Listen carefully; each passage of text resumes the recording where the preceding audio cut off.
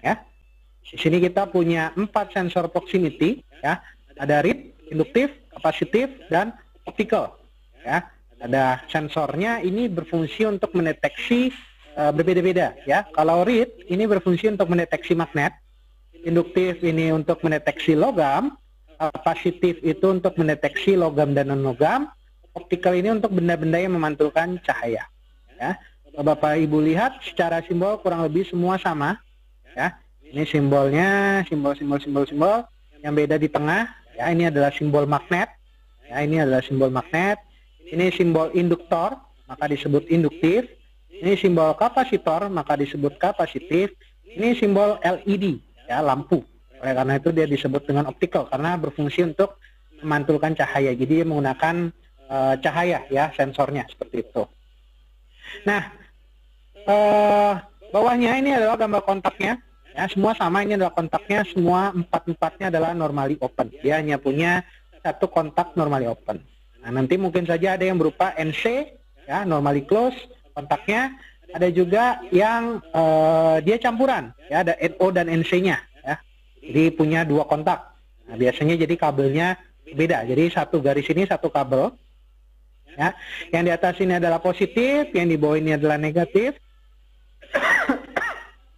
Kemudian yang ini adalah outputnya, ya, semua sama. Ini makanya yang kita sebut dengan sensor 3 wire, ya. Jadi sensor yang menggunakan 3 kabel, ya, seperti itu, yaitu 2 kabel untuk positif negatif untuk menyalakan sensornya dulu. Kemudian yang satu kabelnya lagi adalah outputnya. Jadi ketika sensornya aktif, nah, kontaknya itu akan berubah karena di sini adalah NO, berarti awalnya tidak menghasilkan listrik. Nanti begitu dia mendeteksi entah itu magnet, entah itu logam ataupun non logam atau bahkan benda yang memantulkan cahaya, baru dia mengalirkan listrik. Ya. Nah, paling umum kalau di pneumatik itu digunakan yang reed karena ini ukurannya yang paling kecil dan tidak makan tempat, kemudian juga posisi pemasangannya lebih mudah.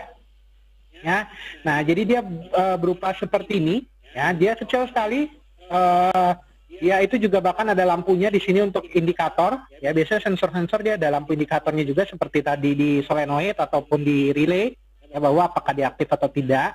Tapi ingat seperti yang saya katakan bahwa lampu-lampu ini tidak menandakan sebenarnya sensor ini ataupun komponen yang lainnya itu keadaannya benar-benar berfungsi atau tidak, ya, karena bahwa kadang lampunya menyala tapi ternyata sensornya rusak atau solenoidnya rusak atau mungkin coil di relaynya yang rusak, ya.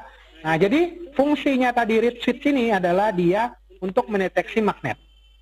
Pertanyaannya, magnet apa yang dideteksi? Jadi umumnya di silinder itu, ya, ini kalau silinder Bapak Ibu lihat ini adalah pistonnya yang bergerak maju dan mundur. Ya, piston silinder ini biasanya di tengah ini dia selalu memiliki magnet. Jadi yang warna silver ini nih di tengah ini magnet. Yang hitam di kiri dan kanan ini adalah seal-nya. Ya, jadi piston itu pasti ada seal-nya, ya, depan dan belakang. Kemudian ada magnetnya di tengah. Nah, fungsi reed switch ini adalah untuk mendeteksi magnet yang berada di piston silinder ini. Di mana ketika silindernya itu bergerak, maka piston ini ikut bergerak. Ya, seperti itu. Jadi biasanya ya tinggal digeser ini Bapak Ibu mau pasangnya di mana nih sensor reed switch-nya? Apakah di ujung paling belakang, di tengah, atau mungkin di paling depan? Ya. Nah, ini adalah gambarannya. Di dalam itu dia sebenarnya hanya pelat. Jadi hampir sama seperti dia di relay. Jadi dia hanya berupa pelat. Kemudian pelat ini nanti akan bergeser menggunakan magnetnya, ya, magnet yang ada di pistonnya tadi, ya. Jadi kalau NO ya kontaknya ataupun di sini pelatnya belum menempel. Nanti begitu ada magnet, bahwa magnet ini yang baru akan menggeser kontaknya di sini, ya, pelatnya di sini, ya. Bapak Ibu bisa lihat sekarang pelatnya itu sekarang menempel, ya, sehingga lampunya menyala, ya. Tadi indikator bahwa ini berarti lampunya menyala. Nah, kemudian ya ini nanti yang kita gunakan outputnya untuk menggerakkan atau mungkin mematikan atau menyalakan solenoidnya, ya, tergantung fungsinya seperti apa. Nanti ketika magnetnya hilang ya dia akan mati lagi. Kenapa? Karena kontak ini akan kembali lagi. Biasanya kontak di sini atau pelat di sini dia ada springnya, ya, jadi dia akan selalu terpisah. Nanti begitu ada magnet dia baru tertarik, ya, hampir sama seperti kemarin kontak yang ada di relay, ya, seperti itu. Jadi dia berfungsi untuk mendeteksi magnet yang ada di kepala piston sini. Oke? Nah, Induktif, kapasitif, atau optik. Ini biasanya kita pasang juga di luar dan biasanya bentuknya lebih besar. Jadi makanya ini punya kelemahan, yaitu dia pemasangannya yang agak sulit di posisinya. Kenapa? Karena umumnya silinder itu sudah dipasangkan adaptor, mungkin ada dipasang kepala untuk dorong, mengepres, dan sebagainya, sehingga dia tidak bisa kita pasang, dia sensornya berada di luar. Nanti kita bisa lihat ya bentuk aslinya. Oke, kemudian di proximity sensor, ini kemudian ada dua tipe, yaitu tipe PNP dan ada tipe NPN. Ya, kalau di Indonesia memang biasanya kita gunakan adalah tipe PNP. Ini jadi nanti Bapak Ibu harus lihat berdasarkan di speknya. Jadi pada saat beli, dilihat speknya, atau mungkin pada saat beli bilang maunya belinya PNP atau NPN, ya, karena sistemnya akan berbeda. Tipe PNP ini adalah nanti di sisi outputnya dia akan mengeluarkan listrik positif. Sedangkan kalau di tipe NPN, listriknya yang dikeluarkan di sisi outputnya itu adalah negatif.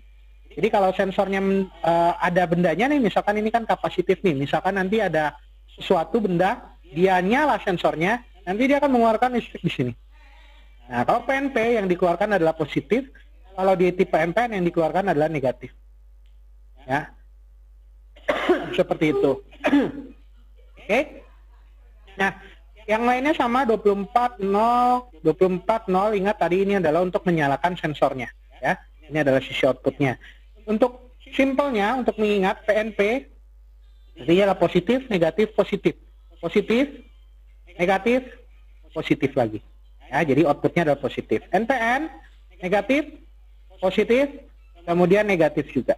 Nah, artinya berarti adalah outputnya menghasilkan negatif. Ya.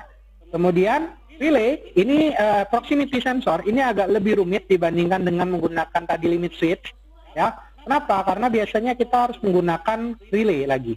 Ya. Jadi outputnya sensor itu, jadi sensornya itu berfungsi menyalakan relay, coil relay.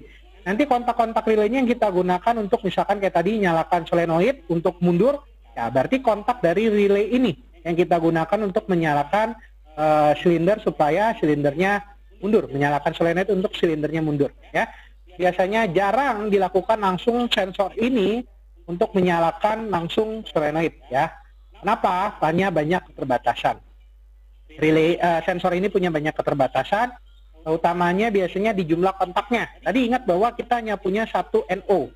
Nah, bagaimana kalau kemudian pada saat di rangkaian ternyata Bapak Ibu butuhnya yang normally close?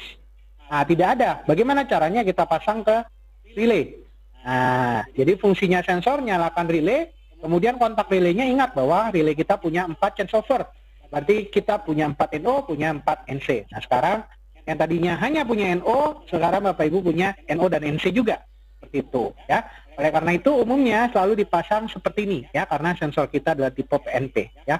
Umumnya di Indonesia kalau Bapak Ibu beli sih kebanyakan juga tipe PNP, ya. Jadi pemasangan seperti ini di mana yang positif langsung, negatif juga langsung, outputnya kita pasangkan ke coil relay, kemudian coil relay ke negatif, ya. Oke. Nah, jadi pemasangannya kalau secara komplit berubah menjadi seperti ini. Saya hapus dulu, ya. Ini sekarang kita ubah menggunakan sensor. Oke.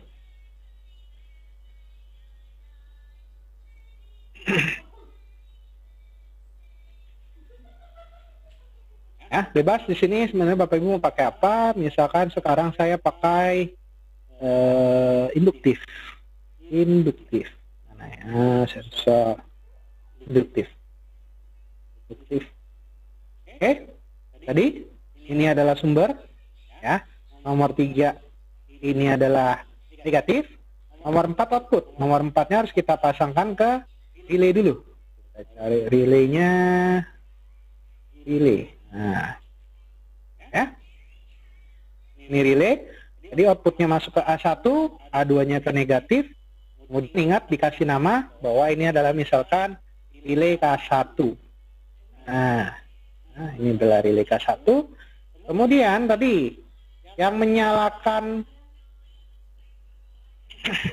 M2 itu tidak lagi langsung sensornya. Di sini, nah ini sama ya. Tadi kita sudah berikan nama A1 di sini sebagai posisinya. Di sini juga sensornya kita kasih nama A1. Berarti bahwa sensor ini kita pasangkan di posisi ini, ya, di posisi maksimum. Oke. Kemudian bahwa yang menyalakan Solenoidnya sekarang adalah NO sama ya.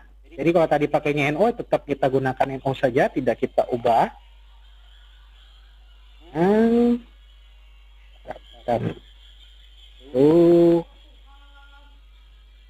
Oke. Nah, ini tadi dinyalakan oleh K1. Ya, jadi rangkaiannya seperti ini. Saya zoom out sedikit.